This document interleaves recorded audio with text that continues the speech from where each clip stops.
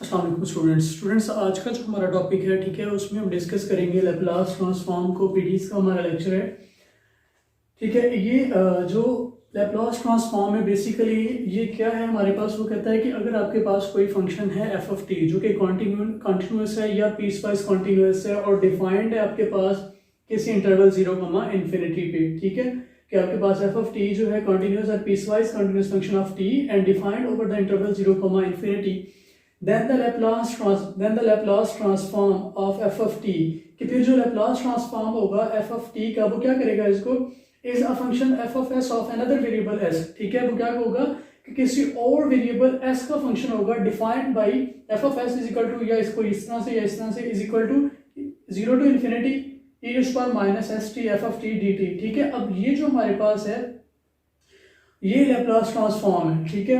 अब बेसिकली देखा जाए तो ये जो इंटीग्रल है ये हमारे पास डिपेंडेंट वेरिएबल यहाँ पे t है, t के रिस्पेक्ट से ये इंटीग्रेट होगा। तो जब हम इसको t के रिस्पेक्ट से इंटीग्रेट करेंगे तो यहाँ से t खत्म हो जाएगा, लेकिन हमारे पास क्या रह जाएगा, बाकी s रह जाएगा। इसलिए हम इसको कहते हैं कि ये किसका फंक्शन बन जाएगा। जब हम इसको सॉल्व कर लेंगे तो ये s का फंक्शन होगा, ठीक है। तो लैपलास ट्रांसफॉर्म बेसिकली क्या करता है, किसी भी कॉन्टिन्यूस या पीस वाइज कॉन्टिन्यूस फंक्शन को, ठीक है, वो एक नए फंक्शन में कन्वर्ट कर देता है जो कि जिसका जो कि एक नए वेरिएबल का फंक्शन होता है, ठीक है।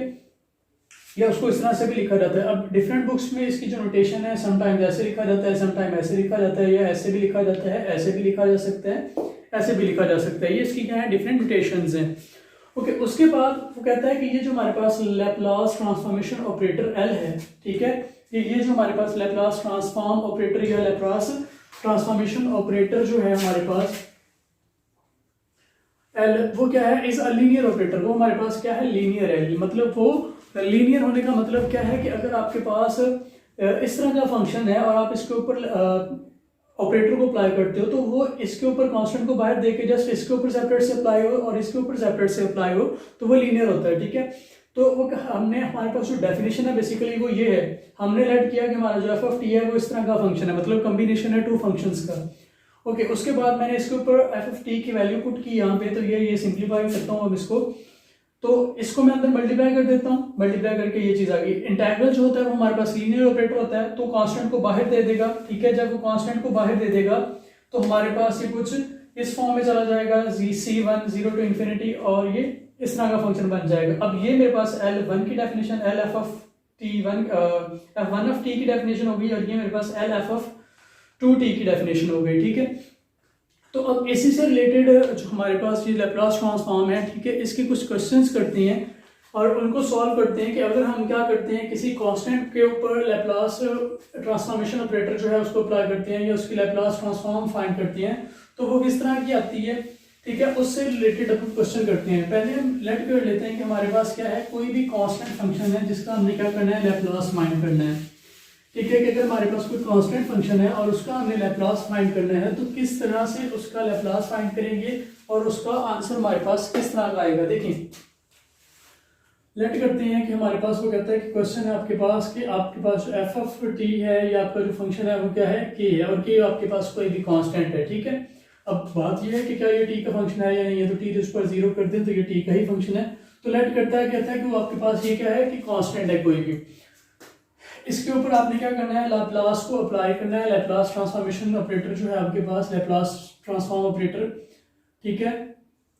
सॉल्यूशन है हमारे पास एफ ऑफ टी जो है वो हमारे पास के है, ठीक है। We know that L F of T, okay, L F of T मेरे पास क्या आता है, ये मेरे पास डेफिनेशन होती है e 0 to infinity e s t f of t, ठीक है। हमारे पास यहाँ पे जो f of t है वो क्या है, k है। तो ये मेरे पास क्या बन जाएगा, 0 to infinity e minus st into k dt। k constant है तो बाहर ले आएंगे, कांस्टेंट है तो बाहर आ गया, 0 से infinity e minus st dt आ जाता है, ठीक है। इसको इंटीग्रेट करता हूं तो ये आ जाएगा k e minus st over minus s 0 से इन्फिनिटी, ठीक है। ये इंटीग्रेशन है कि इंटीग्रेशन जो एक्सपोनेंशियल की होती है वो इस तरह से हम करते होते हैं कि इनर डेरिवेटिव जो होता है वो डिवाइड हो जाता है। तो ओके, इसको मैं लिख सकता हूँ k ओवर s और साथ में इसको मैं इस फॉर्म में लिख सकता हूँ 1/e⁻st और लिमिट्स मेरी क्या है 0 to इन्फिनिटी है। ओके, इसको मैं लिख सकता हूँ 1k/s, लिमिट्स को पुट करता हूँ तो सॉरी यहाँ पे माइनस है, यहाँ पे माइनस है, तो लिमिट्स को पुट करता हूँ तो ये आएगा e⁻∞ माइनस 1/e⁻0। ठीक है, जब मैं लिमिट्स को पुट कर देता हूँ तो ये आ जाएगा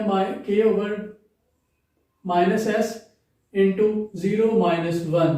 ठीक है, तो माइनस माइनस क्या हो जाएगा, प्लस हो जाएगा, -k/-s।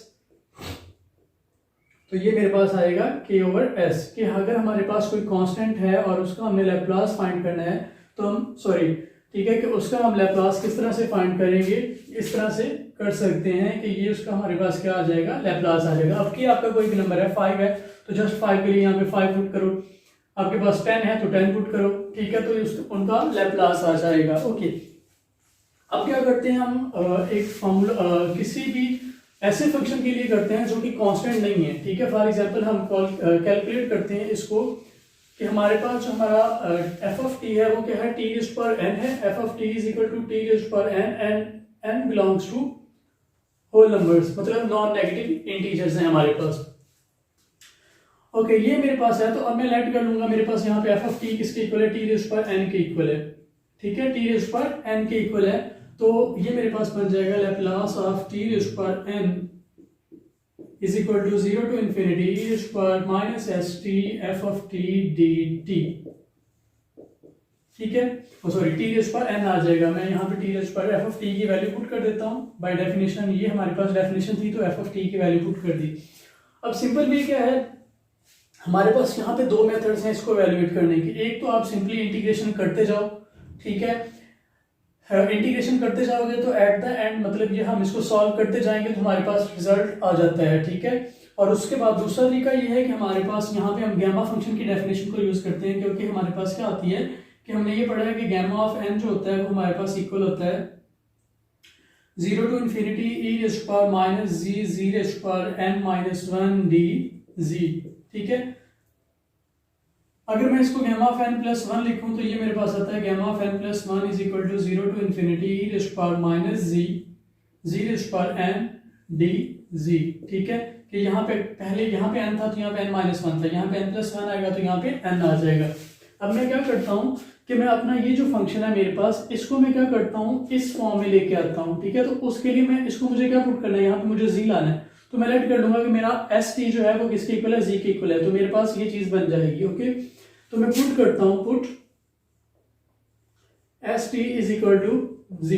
ठीक है, अब मेरा st z के इक्वल है तो t यहाँ से किसके इक्वल आ जाएगा, z ओवर s के इक्वल आ जाएगा। dt की वैल्यू चाहिए तो dt equal to dz over ds, sorry s के इक्वल आ जाएगा। ठीक है, अब मेरे पास यहाँ पे limits with respect to t है, अगर मैं फंक्शन को चेंज कर रहा हूँ तो मेरे पास लिमिट्स भी क्या होंगी, चेंज होंगी। तो इसका मतलब है कि जब हमारे पास when t is equal to 0 then z is equal to 0, तो z भी 0 के इक्वल है, और when t is equal to infinity then z is also equal to infinity। की यहाँ पे 0 पुट करेंगे तो 0 हो जाएगा, इन्फिनिटी को पुट करेंगे तो ये भी इन्फिनिटी हो जाएगा।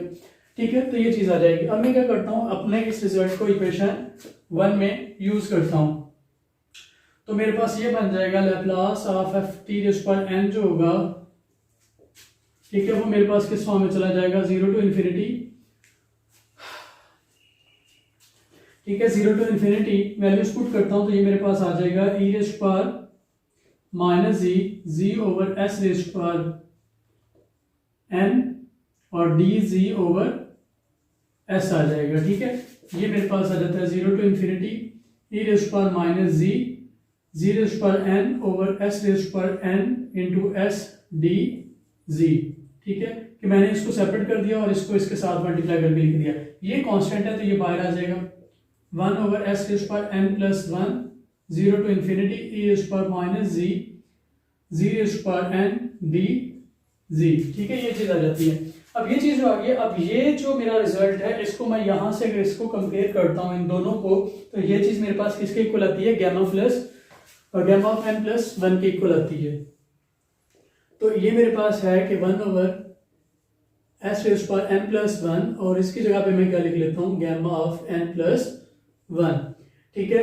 अगर हमारे पास n जो है वो नॉन नेगेटिव इंटीजर हो, ठीक है, अगर हमारे पास n जो है वो क्या हो, नॉन नेगेटिव इंटीजर हो, मतलब w को बिलोंग करता हो, तो फिर जो हमारा गैमा ऑफ n+1 होता है, ये हमारे पास एक रिजल्ट होता है कि ये किसके इक्वल होता है, n फैक्टोरियल के इक्वल होता है, ठीक है। तो फिर इसके, अब यहाँ पे हमारे पास जो n था वो w को बिलोंग कर रहा था, तो इसके अकॉर्डिंग मैं ये लिख सकता हूँ कि यहाँ पे ये मेरे पास किसके इक्वल आ जाएगा, n factorial over s raised power n+1। क्यों? सिंस गैमा ऑफ n+1 जो होता है वो इक्वल होता है n फैक्टोरियल के, इफ n हमारा किसको बिलोंग कर रहा हो, इस चीज को बिलोंग कर रहा हो, तो ठीक है। ओके, ये चीज मेरे पास आ जाती है। अब ये मेरा थ्योरम था। अगर मैंने अब देखें, अब इस जनरल फार्मूला को यूज करके ये मेरे पास किसका लैप्लास मैंने फाइंड किया, t रेज़्ड पावर n का। अब अगर मैं इसी फार्मूला को यूज करके मुझे t की, अगर मुझे यहाँ पे t का लैप्लास फाइंड करना हो, ठीक है, मुझे कहा जाता है f ऑफ t का फाइंड करें, तो मैं जनरल फार्मूला को यूज करता हूँ, ठीक है, और उसको यूज करके f ऑफ t का जो मेरे पास होगा उसको फाइंड कर लेता हूँ, ठीक है। जैसे कि मुझे ये कहा जाता है, मुझे क्वेश्चन दे देते हैं इस फॉर्म में, ठीक है, कि आपने क्या करना है, इसको एवेल्युएट करना है, ठीक है। अब ये चीज मेरे पास आ गई है, ठीक है। मेरा क्वेश्चन चेंज करके वो कहता है कि f ऑफ t अगर आपके पास t के इक्वल है तो आपने इसका लैप्लास फाइंड करना है, तो फिर मैं क्या करूंगा, डेफिनेशन के अकॉर्डिंग ये पुट करूंगा। अब यहाँ से एक तो मेरे पास मेथड है कि मैं जनरल फार्मूला को यूज करूं, मैं रिजल्ट लिखूं कि we know that since l f of t raised power n is equal to n factorial over s raised power n+1, ठीक है, कि ये इसके इक्वल होता है। और यहाँ पे पुट कर दूं, put n is equal to 1, इसमें n को 1 पुट कर दूं, तो ये मेरे पास बन जाएगा l of t is equal to 1 factorial over s raised power 1+1, तो this implies that 1 over s का स्क्वायर आ जाएगा, ठीक है। तो ये मेथड है एक, तो मैं इस मेथड से कर सकता हूँ। दूसरा क्या है कि दूसरा डायरेक्टली भी इसको एवेलुएट करके इसका आंसर फाइंड कर सकती हैं। वो क्या मेथड है, देखिए कि यहाँ पे मेरे पास क्या आ जाएगा, ये l ऑफ t क्या बन जाएगा मेरे पास, सॉरी l ऑफ t होगा वो मेरे पास आ जाएगा 0 to infinity e raised power minus s t t dt। Okay, next मैं क्या करता हूँ, इसको एवेलुएट करता हूँ, ठीक है। इसको मैं अपना जो है सेकंड फंक्शन कंसीडर कर लेता हूँ और इसको मैं क्या करता हूँ, फर्स्ट फंक्शन कंसीडर कर लेता हूँ। तो फर्स्ट वैसे ही सेकंड का इंटीग्रेशन आ जाएगी मेरे पास e minus S T over minus S और limit 0 to infinity, integral 0 to infinity. तो अब फिर क्या होगा कि सेकंड का इंटेग्रल, तो ये मेरे पास आएगा e raised power minus S T over minus S, और सेकंड फर्स्ट का क्या आ जाएगा, डेरिवेटिव, और इसका डेरिवेटिव क्या आएगा, 1 आएगा। तो इसलिए मैं dt लिख रहा हूँ, 1 को लिखो या ना लिखो एक ही बात है, ठीक है। तो ये चीज आ गई। ओके, इसको मैं क्या करता हूँ, मैं इसको लिख सकता हूँ कि ये मेरे पास जो है, इसको मैं इस तरह से भी लिख सकता हूँ 1 ओवर माइनस एस, ये इसको फिर मैं इस तरह से लिख लेता हूँ t over minus S E raised power S T 0 to infinity, और इसको इंटीग्रेट करूंगा तो ये मेरे पास क्या आएगा, ये मेरे पास आएगा 1 ओवर एस माइनस एस को मैं साइड पे कर लेता हूँ, एक स्टेप और कर लेते हैं, E raised power minus S T over sorry E raised power S T D T आ जाएगा, ठीक है। ये इसको मैं बाहर ले आया हूँ, तो इसको बेशक यहाँ पे मैं क्या कर देता हूँ, प्लस कर देता हूँ। ओके, नेक्स्ट मैं क्या करता हूँ कि मैं लिमिट्स को अप्लाई करता हूँ। ओके, जब मैं लिमिट्स को अप्लाई करता हूँ तो लिमिट्स को अप्लाई करूंगा तो ये मेरे पास आ जाएगा। अब इसके लिए मैं ले लेता हूँ limit t approaches to infinity t over minus S E raised power S T, ठीक है। उसके बाद माइनस ये, अब 0 को जब मैं इसमें पुट करूंगा तो ये बन जाएगा 0 over minus S E raised power 0।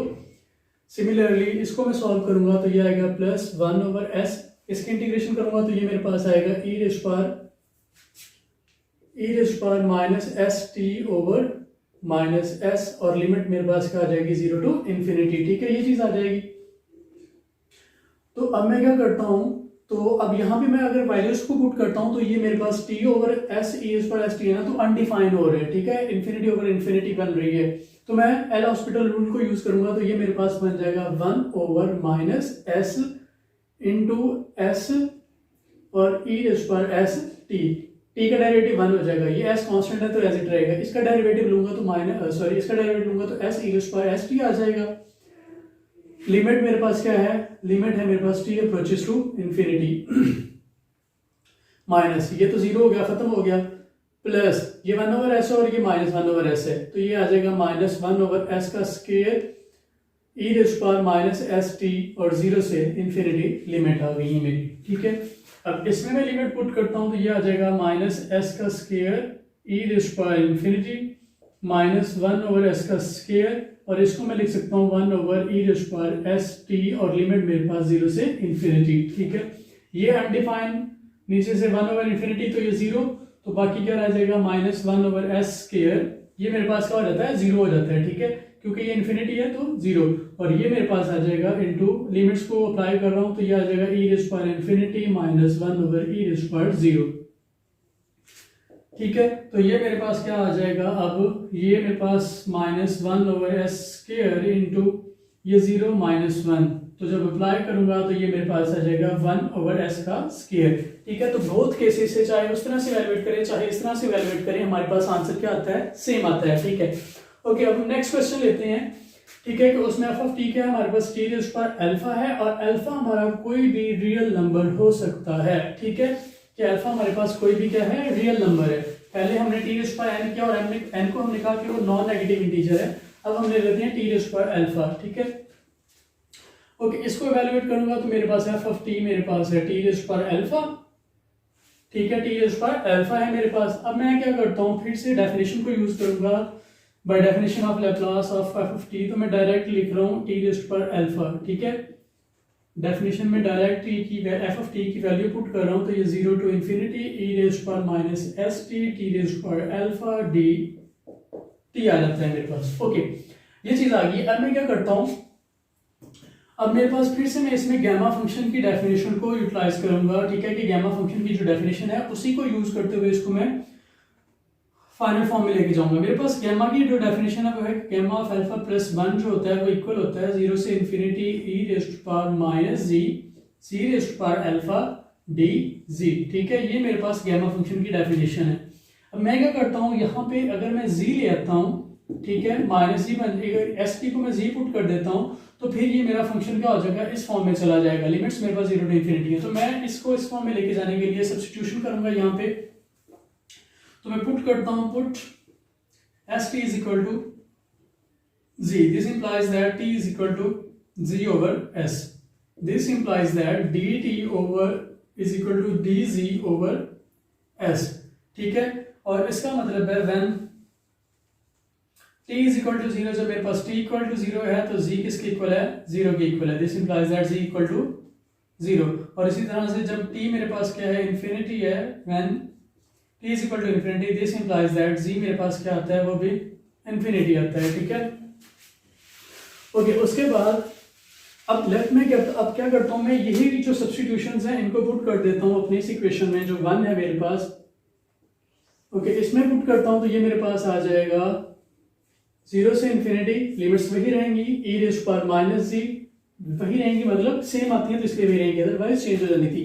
Okay, ये मेरे पास आएगा G over S raise power alpha, और ये मेरे पास आएगा डी जी ओवर एस, ठीक है। डी टी मेरे पास किसके इक्वल है, डी जी ओवर एस के इक्वल है। तो इसको मैं इवैल्यूएट करता हूं तो ये मेरे पास आएगा 0 to infinity E raise power minus G raise power alpha over S raise power alpha into S D G, ठीक है। इसको कांस्टेंट है बाहर ले आता हूं तो 1 over S raise power alpha plus 1 इन 0 to infinity E raise power minus G raise power alpha D G, ठीक है। ये चीज आ जाती है। ओके, ये चीज मेरे पास किसके इक्वल है, अगर इसको और इसको कंपेयर करूं तो ये मेरे पास आ जाता है result s raise power alpha plus 1 gamma of alpha plus 1, ठीक है, बाय यूजिंग दिस हियर। तो मेरे पास ये रिजल्ट आ गया, ठीक है। अब यहाँ पे मैं ये नहीं लिख सकता हूँ कि ये अल्फा फैक्टोरियल है, क्योंकि यहाँ पे अल्फा मेरे पास जो है वो क्या है, नॉन नेगेटिव इंटीजर नहीं है, ठीक है। तो सॉरी, अल्फा मेरे पास जो है वो मेरे पास पॉजिटिव इंटीजर नहीं है, बल्कि वो क्या है, मेरे पास एक रियल नंबर है, और रियल नंबर्स में क्या है कि हमारे पास डेसिमल पॉइंट मतलब फ्रैक्शन वाले नंबर पे आ जाते हैं और तो इसलिए इसको मैं एज इट इज रहने दूंगा। हाँ, अगर यहाँ पे ये अल्फा मेरा नॉन नेगेटिव नंबर होता तो फिर मैं फैक्टोरियल लिख देता, ठीक है, फिर कोई इशू नहीं था इसको लिखने में। ओके, ये चीज आ गई। अब मुझे कहा जाता है क्वेश्चन, अब इस रिजल्ट को मैं कहाँ पे यूज करूंगा कि ये मेरे पास एक जनरल फार्मूला बन जाता है किसी भी रियल नंबर के लिए कैलकुलेट करने के लिए, ठीक है। कि अगर मेरे पास अल्फा की पावर, वो आपको क्वेश्चन दे देता है कि आपका अल्फा क्या है, -1/2 है, तो आपने कैलकुलेट करना है इसको। अल्फा मेरे पास क्या है, -1/2 आ गया, तो एफ ऑफ टी मेरे पास क्या आ गया, -1/2 आ गया। F of t is equal to t raise power -1/2, ठीक है। तो मैं लैप्लास यूज करूंगा, मेरे पास रिजल्ट होता है, मैं इसी रिजल्ट को यूज करूंगा कि मेरे पास इन टी रेज़ पावर अल्फा किसके इक्वल होता है, वो इक्वल होता है 1/s raise power alpha plus 1। आगे क्या है, हाँ आगे है मेरे पास गैमा ऑफ अल्फा प्लस 1, ठीक है, ये चीज है मेरे पास। ओके, अब मैं क्या करता हूँ, अब मैं पुट कर देता हूँ, मेरे पास अल्फा क्या है, -1/2 है, तो ये मेरे पास आएगा t raise power 1/2 -1/2 sorry -1/2 1/s raise power -1/2 plus 1 gamma of -1/2 plus 1, ठीक है, ये चीज आएगी। ओके, ये चीज आ जाएगी मेरे पास। अब मैं क्या करता हूँ, इसको सॉल्व करता हूँ, तो ये आएगा 1/s raise power 1/2 -1/2 plus 1 1/2 -1/2 plus 1, तो गैमा ऑफ 1/2, ठीक है। और गैमा ऑफ 1/2 मुझे पता है किसके इक्वल होता है, वो स्क्वायर रूट ऑफ पाई होता है, ठीक है। कि गैमा ऑफ 1/2 क्या होता है, स्क्वायर रूट ऑफ पाई के इक्वल होता है। तो ये मेरे पास आ जाएगा, हाँ जी, ये मेरे पास क्या आ जाएगा, ये मेरे पास आ जाएगा square root of pi over square root of s. तो इसको मैं लिख लूंगा pi over s whole square root, ठीक है। ये मेरे पास क्या आ गया, गैमा -1/2 क्या आ गई है। तो इसी तरह अब आप किसी भी पावर के लिए कैलकुलेट कर सकते हो by using this formula. T की कोई भी पावर है उसके जरिए से हम इसको फाइंड कर सकते हैं। तो आगे हमारे पास एक और क्वेश्चन आ जाता है कि अगर हमारे पास एफ ऑफ टी हमारा कोई एक्सपोनेंशियल फंक्शन आ जाता है तो उसको किस तरह से सॉल्व करेंगे, ठीक है। कि लेट कर लें कि आपका जो फंक्शन है वो क्या है, कोई एक्सपोनेंशियल फॉर्म में आ गया है, ठीक है। पहले हमने किसी कांस्टेंट के लिए देखा, फिर हमने कहा कि अगर टी हमारे पास कोई भी नॉन नेगेटिव इंटीजर हो तो उसके लिए जनरल फार्मूला क्या है, फिर हमने कहा कि अगर हमारे पास टी को रियल नंबर आ जाए तो उसके लिए क्या फार्मूला है। अब देखते हैं कि हमारा फंक्शन ही क्या हो जाए कि वो एक्सपोनेंशियल बन जाए, तो उसके लिए क्या केस होगा कि अगर आपके पास फंक्शन आ जाता है e raise power plus minus alpha of T, ठीक है, कि plus minus e raise power plus minus alpha of T, तो फिर हम किस तरह से करेंगे इसको, तो फिर करने का क्या तरीका है। ओके, देखें, e raise power plus minus alpha of T, हमारे पास जो बेसिक डेफिनेशन है उसी में हम इसको पुट करेंगे, तो ये आएगा e raise power plus minus alpha of T, एक मिनट भाई, अल्फा ऑफ टी, तो ये मेरे पास क्या आएगा, हाँ तो इंटीग्रल सीधा हो जाओ, e raise power infinity 0 to infinity e raise power minus S t, f of T मेरे पास है e raise power plus minus alpha of t और ये डी टी, ठीक है, ये मेरे पास आ गया। ओके, एक्सपोनेंशियल्स हैं बेस, तो मैं क्या करता हूँ इनकी पावर्स को ऐड कर देता हूँ, तो e रेज़ पावर माइनस को मैं कॉमन ले रहा हूँ, तो यहाँ पे मेरे पास s आएगा, तो ये प्लस माइनस है, जब मैं माइनस कॉमन लूंगा तो ये माइनस प्लस हो जाएगा, minus plus T into sorry minus plus alpha into T आ जाएगा, ठीक है, और डी टी होगा। अब सिंपली एक्सपोनेंशियल का फॉर्मूला लगाते हैं कि एक्सपोनेंशियल फंक्शन की जो इंटीग्रेशन होती है वो किस तरह से होती है, तो आएगा e raise power minus S minus plus alpha of T over minus ही आएगा एस माइनस प्लस अल्फा, ये चीज आ जाएगी और लिमिट आ जाएगी 0 टू इन्फिनिटी, ठीक है। ओके, ये लिमिट्स आ गई हैं, लिमिट्स को पुट करते हैं, थोड़ा सा सॉल्व करते हैं, तो ये मेरे पास, इसको मैं कांस्टेंट है इसको साइड पे कर लेता हूं, तो ये आएगा minus S minus plus alpha. Okay, इसको मैं लिख लेता हूं 1 over e raise power S minus plus alpha into T और 0 से इन्फिनिटी लिमिट्स, वैल्यूज पुट करता हूं, तो 1 over minus S minus plus alpha, हाँ जी, वैल्यूज पुट करूंगा तो ये आएगा 1 over e raise power infinity minus 1 over e raise power 0, ठीक है। जब हम वैल्यूज पुट करेंगे तो ये इसी फॉर्म में चला जाएगा। ओके, तो ये मेरे पास क्या आ जाएगा 1 ओवर माइनस एस प्लस और ये माइनस था और ये अल्फा था, और यहाँ पे मेरे पास आएगा 0 -1। तो -1 को मल्टीप्लाई करूंगा तो ये माइनस खत्म हो जाएगा और बाकी मेरे पास क्या रह जाएगा, प्लस माइनस अल्फा। तो ये मेरा क्या है, फाइनल रिजल्ट है कि अगर आपके पास एक्सपोनेंशियल है, यहाँ पे आपके पास कोई भी है, अगर आप यहाँ पे प्लस लेते हो, अब देखना ये चीज है कि जब यहाँ पे हम प्लस लेंगे यहाँ पे क्या आ रहा है, माइनस आएगा, ठीक है। तो ये जनरल फार्मूला है, अगर क्या अगर आपके पास कोई भी अल्फा की वैल्यू दे दी जाती है तो आप यहाँ पे ये फार्मूला लगा के उसको क्या कर सकते हैं, कैलकुलेट कर सकते हैं, ठीक है। तो प्रैक्टिकली कोई भी वैल्यू लगा के अल्फा की आप सॉल्व करके देख लें कि क्या आंसर आता है। तो वीडियो लंबी होती जा रही है, इंशाल्लाह मिलेंगे हम अपने नए लेक्चर में, तब तक के लिए अल्लाह हाफिज़।